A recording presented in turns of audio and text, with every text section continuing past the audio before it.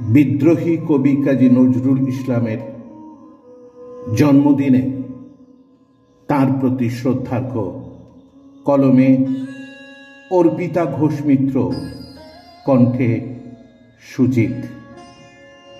মোরা একই বৃন্তে দুটি কুসুম, হিন্দু মুসলমান। মুসলিম তার নয়নমণি, হিন্দু তাহার প্রাণ। বিদ্রোহী কবি কাজী নজরুল ইসলামের জন্মদিবসে প্রণাম, শ্রদ্ধার্ঘ্য ও জাতীয়তাবাদী সেলাম। নজরুল এক কথায় এক মহীরুহ কবি এবং বিদ্রোহী চেতনার স্রষ্টা। ব্রিটিশ বিরোধী আন্দোলনে দেশবাসীকে প্রতিবাদী তথা বিদ্রোহী মন্ত্রে জাগরিত করে তোলার অন্যতম কাণ্ডারি ছিলেন নজরুল ইসলাম।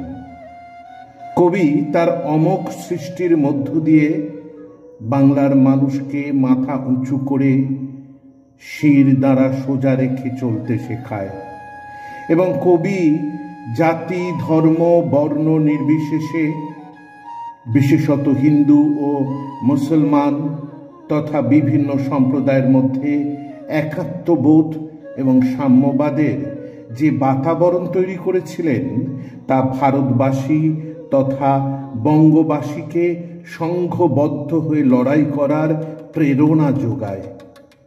তাই তো নজরুল মানে প্রতিবাদী চেতনা, নজরুল মানে মাথা উঁচু করে লড়াই, নজরুল মানে চাওয়া নয় অর্জন করা, নজরুল মানে সাম্যবাদ।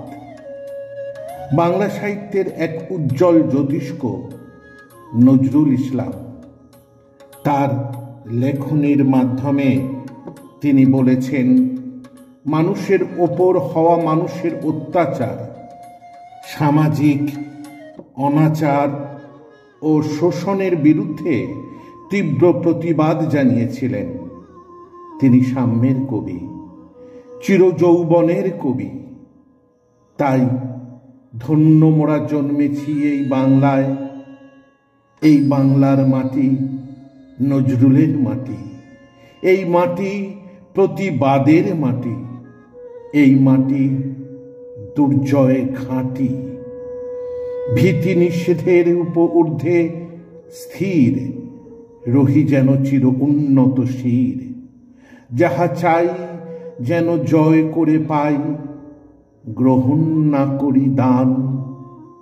হে হে সর্বশক্তিমান। নমস্কার, সশ্রদ্ধ প্রণাম জানাই বিদ্রোহী কবি নজরুল ইসলামকে। ধন্যবাদ।